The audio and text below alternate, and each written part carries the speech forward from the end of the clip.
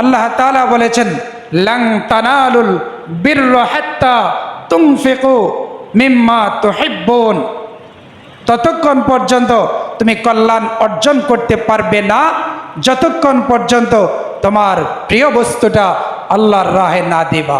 সুবহানাল্লাহ। এই আয়াত যখন নাজিল হলো তখন সাহাবায়ে কেরাম দলে দলে রসুলের দরবারে আসতে শুরু করলো। যার যার যা প্রিয় জিনিস আছে সেই প্রিয় জিনিসটি নিয়ে নবীজির দরবারে হাজির হয়ে গেল। নবীজির এক সাহাবী হযরত আবু তালহা রাদিয়াল্লাহু তাআলা আনহু, উনিও আসলেন নবীজির দরবারে, এসে বললেন, ইয়া রাসূলুল্লাহ, আমার কাছে এই বাগানটা সবচাইতে বেশি প্রিয়। সে বাগানটার পানিও ছিল খুব সুস্বাদু, খুব মিষ্টি। নবীজি প্রায় সময় সেই বাগানে যেতেন, এই পানি পান করতেন, খেজুরের বাগান। উনি বললেন, আমার কাছে এই বাগানটা সবচাইতে বেশি প্রিয়, আমি এই বাগানটা আল্লাহর রাস্তায় দিয়ে দিতে চাই। সুবহানাল্লাহ। নবীজি বললেন, বাহ, এটা তো বড় চমৎকার কথা, তোমার প্রিয় জিনিস দিয়ে দিবা? ঠিক আছে, দিয়ে দাও। কোথায় দিব? তুমি তোমার নিকট আত্মীয় যারা আছে তাদেরকে দিয়ে দাও। আপনি দানের ক্ষেত্রে নিকট আত্মীয়রা প্রাধান্য পাবে। মনে রাখবেন, দানের ক্ষেত্রে কারা প্রাধান্য পাবে? নিকট আত্মীয়রা প্রাধান্য পাবে। তাদেরকে দান করো। তখন নিকট আত্মীয়দের মাঝে বিলিয়ে দিলেন। এর মধ্যে একজন আত্মীয় ছিল বিশিষ্ট একজন সাহাবী, মুরব্বী সাহাবী হযরত সালমান ফারসি রাদিয়াল্লাহু তাআলা আনহু। আমার বাবাজি, দানের ক্ষেত্রে নিকট আত্মীয়দের মাঝে দিতে হবে, উৎকৃষ্ট বস্তু দিতে হবে।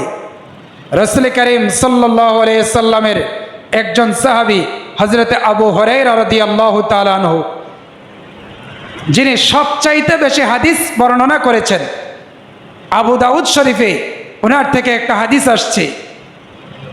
হযরতে আবু হুরায়রা রাদিয়াল্লাহু তাআলা আনহু একদিন উনি বললেন, একদিন নবীজি সাল্লাল্লাহু আলাইহি ওয়াসাল্লাম নির্দেশ করলেন, আমার নবী সাল্লাল্লাহু আলাইহি ওয়াসাল্লাম বিস সাদাকা, নবীজি বললেন তোমরা সদকা করো। হযরতে আবু হুরায়রা রাদিয়াল্লাহু তাআলা আনহু বলেন, নবীজি যখন অর্ডার করলেন, নির্দেশ করলেন তোমরা সদকা করো, ফাকাল রাজুলুন ইয়া রাসূলুল্লাহ ইনদি দিনারুন, এক ব্যক্তি দাঁড়িয়ে বলল, ইয়া রাসূলুল্লাহ, ইয়া হাবিবাল্লাহ, আমার কাছে একটা দিনার আছে। নবীজি বললেন, ফাকালা বিসসাদাকাতি আলা নাফসিক, তুমি নিজের জন্য খরচ করো। ক্বালা ইনদি আখার, ওই লোকটি বলল, ইয়া রাসূলুল্লাহ, আমার কাছে আরো আছে। নবীজি বললেন, তুমি তোমার সন্তানের জন্য খরচ করো। ওই লোকটি বলল, ইয়া রাসূলুল্লাহ, আমার কাছে তো আরো আছে। নবীজি বললেন, তোমার সন্তান, তোমার স্ত্রীর জন্য খরচ করো। ওই লোকটি বলল, ইয়া রাসূলুল্লাহ, আমার কাছে আরো আছে। নবীজি বললেন, তাইলে তোমার যে খাদেম আছে এই খাদেমের জন্য খরচ করো। লোকটি বললেন, ইয়া রাসূলুল্লাহ, ইনদি আখার, আমার কাছে আরো আছে। আল্লাহর রাসূল বললেন, ক্বালা আনতা আবসার, তাইলে এবার তুমি চিন্তা করে দেখতে পারো কোথায় দিবা। সুবহানাল্লাহ। এই হাদিস প্রমাণ করে আমাদের নিজেদের জন্য খরচ করতে হবে এবং সন্তানদের জন্য খরচ করতে হবে, স্ত্রীর জন্য খরচ করতে হবে।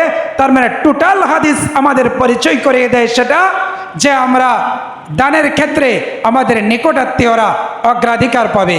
লাস্ট কথা বলেই আমার আলোচনার ইতি টানতেছি, সেটা হলো আপনার দান যে করব আমরা,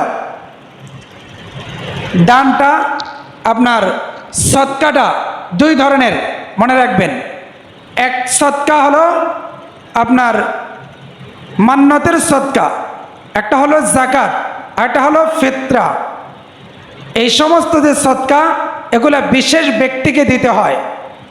এগুলা যাকে তাকে আপনি দিতে পারবেন না, স্ত্রীরে দিতে পারবেন না, যাকে তাকে আপনি দিতে পারবেন না।